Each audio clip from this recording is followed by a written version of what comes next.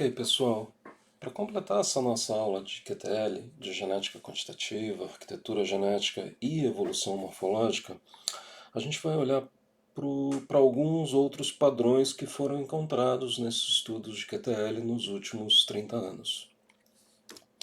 E para olhar para esses padrões, eu vou usar como exemplo um experimento que durou quase 4 décadas, tá?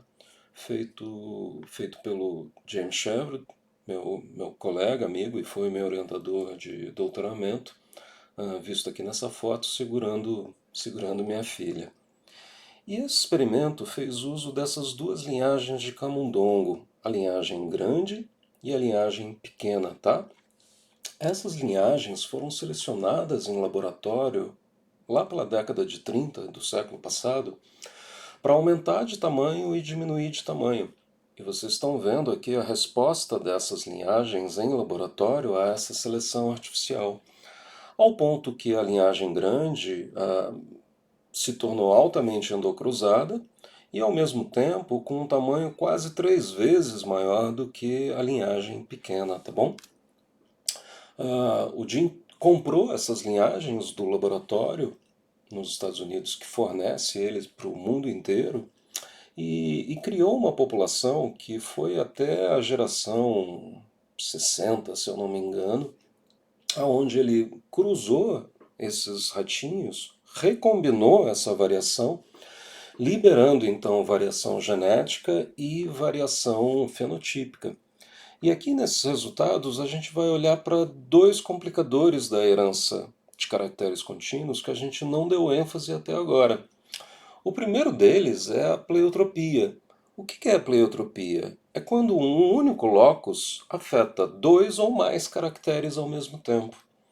Então, o efeito de um gene vai afetar dois ou mais caracteres. Exemplo, o hormônio de crescimento pode afetar o braço e o antebraço, e assim vai ter um efeito sobre dois ou mais caracteres. Todos os ossos e musculatura do antebraço e braço vão ser afetados pelo hormônio de crescimento, e isso é chamado de um efeito pleiotrópico.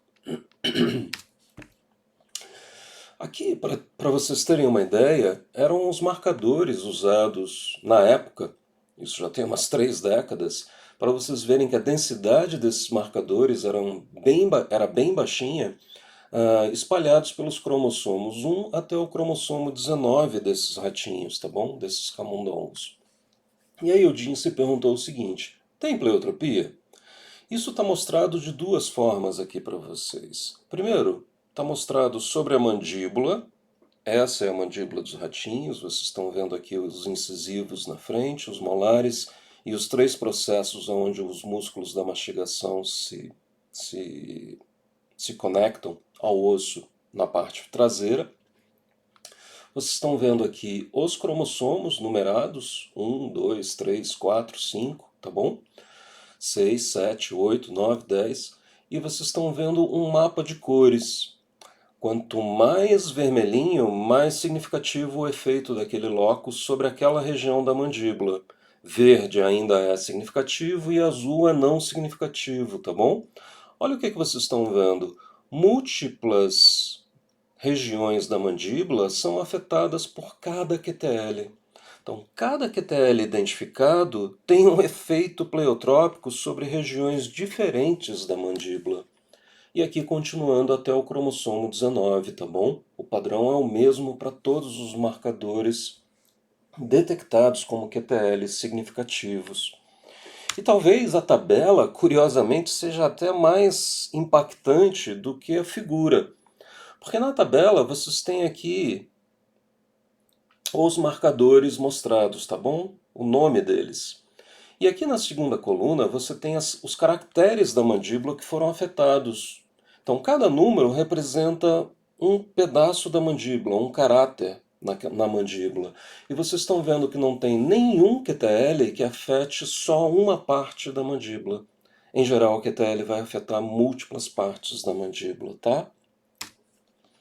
Este é um outro resultado bastante geral e que eu vou ilustrar de novo com esses camundongos.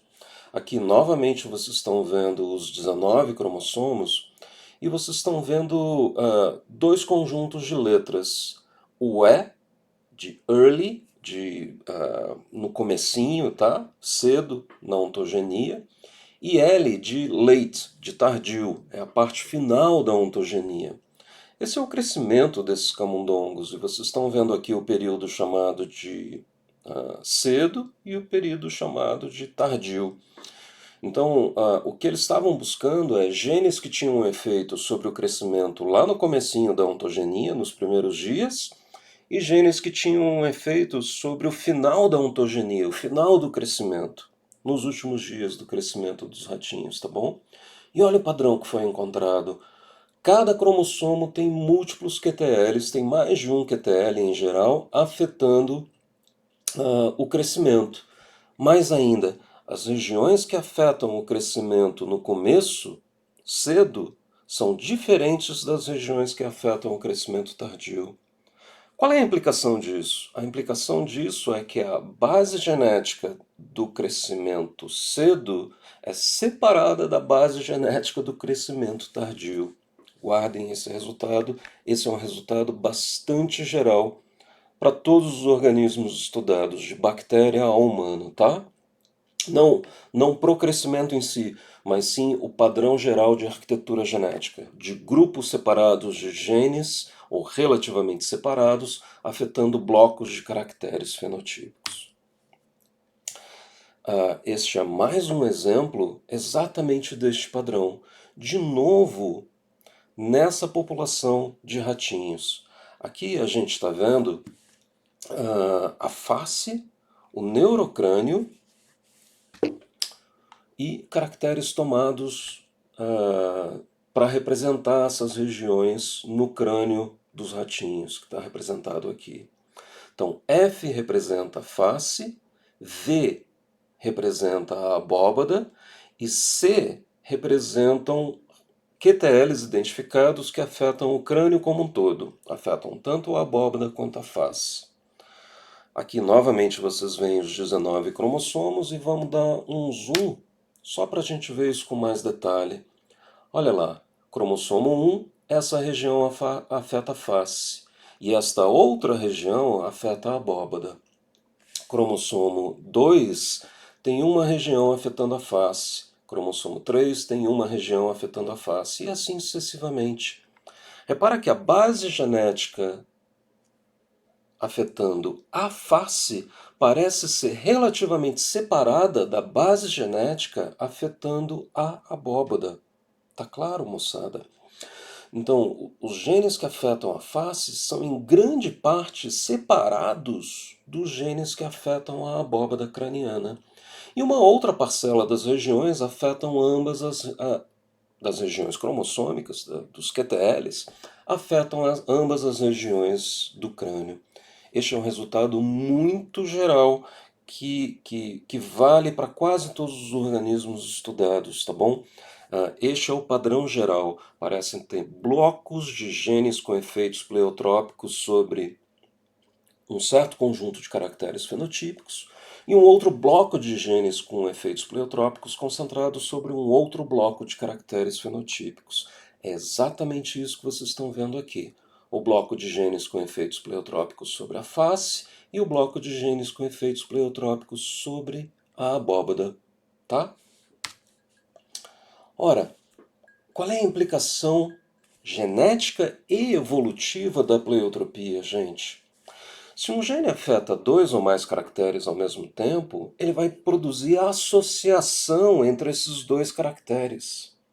Ele vai produzir correlação fenotípica e genética entre estes dois caracteres. E para dar um exemplo bem familiar para vocês, esses são dados de uma turma de processos evolutivos de outro ano, tá bom? E vocês estão vendo aqui a altura dos filhos em termos de desvios à média e a altura dos pais, a altura não, o peso dos pais também como desvios à média. Então eu estou fazendo aqui uma regressão entre a altura dos filhos sobre o peso dos pais. E vocês estão vendo que tem uma associação muito forte entre esses dois caracteres, indicando que a altura está correlacionada geneticamente com o peso e vice-versa, tá? O último complicador que a gente tem que olhar na herança e evolução de caracteres quantitativos, um complicador que passa a assumir historicamente uma importância muito grande na biologia e na genética nas últimas 2 ou 3 décadas, e ainda assim, ainda hoje, é bastante menosprezado, eu diria, olhado com menos cuidado do que deveria ser olhado, é a epistasia. O que é a epistasia? É quando o efeito de um alelo em particular em um locus depende da presença de um outro alelo em um outro locus. Então é interação entre alelos entre loci. O alelo azão só afeta aquele fenótipo de uma certa maneira quando ele está na presença do alelo bezão. Se ele está na presença do alelo bezinho, ele não afeta aquele fenótipo. Ou você não distingue o efeito dele, por exemplo, do azão azinho, do azinho azinho ou do azão azão. Só na presença do bezão é que você vai ver o efeito daquele alelo azão. Então isso é epistasia, é quando alelos em locus diferentes interagem. E faz sentido isso biológico, gente? Será que epistasia é algo que deveria ser comum na natureza? Faz total sentido biológico quando vocês pensam em bioquímica. O que é bioquímica? O que a gente aprende? O ciclo de Krebs.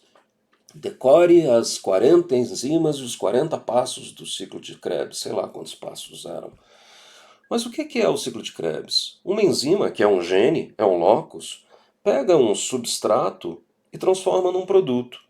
Este produto vai ser o substrato da próxima enzima no ciclo, na cadeia. Essa enzima vai pegar este substrato e transformar num outro produto, e assim sucessivamente. Esses genes todos têm que funcionar conjuntamente para pegar um substrato lá no começo da cadeia e transformar nos produtos ao final. Logo, a interação entre genes, epistasia, deve ser um fenômeno universal. Essa é a nossa intuição. E na prática é. Já adianto aqui para vocês que é. E nos ratinhos eu vou mostrar 2 exemplos de epistasia para vocês. Um deles foi no estudo do acúmulo de gordura, tá bom?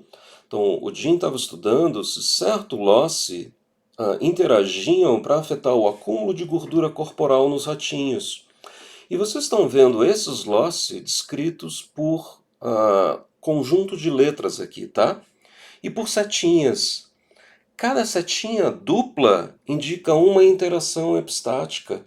E vocês estão vendo que todos os QTLs identificados que afetavam o acúmulo de gordura individualmente também interagiam entre si. Cada um desses loci tinha interação com outros loci, interações epistáticas, interações às vezes não lineares, que afetavam o acúmulo de gordura. Essas interações, inclusive, estão representadas aqui por essas letras D e A. O que isso quer dizer? É uma interação de dominância por aditividade. A é uma interação de aditividade por aditividade. Isso é detalhe, não importa aqui, mas o que importa é vocês sacarem que todos os QTLs identificados que afetavam o acúmulo de gordura, tinham interação entre si no acúmulo de gordura, interações epistáticas.